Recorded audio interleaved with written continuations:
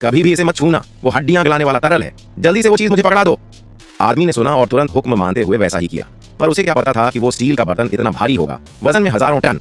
लेकिन नहाती हुई लड़की को उस जहरीले तरल से बचाने के लिए जुगो ने हिम्मत दिखाई और नहाने के टब के ऊपर से उस लोहे की कड़ाही को उठाने की कोशिश की। लेकिन तभी उसकी टक्कर एक मोटी औरत से हुई।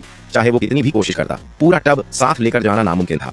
नतीजा ये हुआ कि जिस हिस्से में वो तरल टकराया, वहां टब में 2 बड़े बड़े छेद हो गए और अब छोटी बहन का दवा वाला पानी रोशनी से भी तेज रफ्तार से बहने लगा। उसी वक्त जुगो बस खड़ा उस लड़की को देखकर खोया हुआ था। ऊपर खड़ी 8 बहन बहुत गुस्से में आ गई और जोर से चिल्लाई। जवाब में आदमी बोला, मुझे लगा तू बहुत अक्लमंद है, तो खुद को बीच में अड्डा के उस छेद को बंद क्यों नहीं कर देता। जुगो ने बात सुनी और तुरंत वैसा ही किया, और सच में जैसे ही बीच की छत हटाई, वो तरल अब नीचे गिरना बंद हो गया। पर तभी एक डरावनी चीज अचानक धुएं में से निकल आई। भले ही अब वो तरल नीचे न गिर रहा हो, मगर बाहर का दरवाजा खुला और वहां सांकुन और उसका साथी आ धमके। पहले जो झर वाला पानी था, वो इन्हीं दोनों की चाल थी, क्योंकि वे 8 बहन के पास मौजूद दवाओं की किताब को हथियाना चाहते थे। शुक्र है जुगो की मदद से उन्हें भगा दिया गया। अब हुआ ये कि असल में 8 बहन एक प्राचीन वैद्य की वारिस थी। गुरु के जाने से पहले उसने उसे वो किताब सौंपी थी। 8 बहन ने फिर जुगो और बाकियों को बुलाया था ताकि वो गुरु की समाधि की मरम्मत कर सकें, खाना खा सकें और बातें कर सकें। कुछ ही समय में सब आपस में घुल मिल गए। फिर जब जुगो और उसका ग्रुप अगले कस्बे की ओर निकल रहा था, तो अचानक उनका सामना वहां के एक गुंडे से हुआ।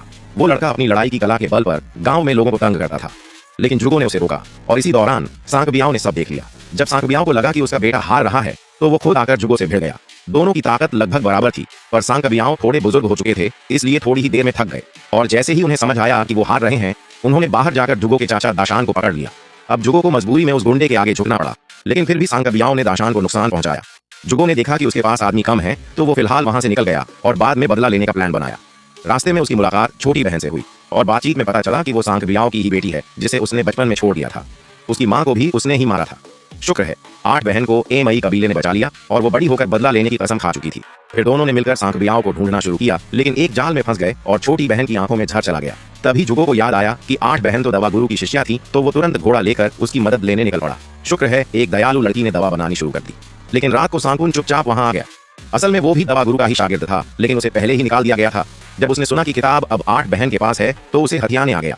जुगो ने देखा और तुरंत सारे लोहे के दरवाजे बंद कर दिए। अब सांकुन के पास कोई रास्ता नहीं बचा, तो वो छत पर जाकर हदें पार करने लगा। और यही था कहानी की शुरुआत का वो सीन। अब जुगो और छोटी बहन ने मिलकर सांकबियाओं से बदला लेने की ठान ली। उन्हें खबर मिली कि एक मार्शल आर्ट प्रतियोगिता होने जा रही है और सांकबियाओं भी हिस्सा ले रहा है, तो वे भी चुपचाप उसमें शामिल हो गए। जैसे ही सांकबियाओं मंच पर आया, सब डरकर उससे लड़ने से पीछे हट गए, लेकिन जुगो और छोटी बहन ने हार नहीं मानी। सांकबियाओं तुरंत उनसे भिड़ गया, लेकिन इस बार जुगो की कला के आगे वो टिक नहीं पाया और बुरी तरह हार गया। और इस तरह गांव के लोग अब उसके अत्याचार से आजाद हो गए। सबने फिर से सुकून की जिंदगी शुरू की। फिल्म यहीं खत्म होती है। मैं हूं जुगो, हम फिर मिलेंगे अगली बार।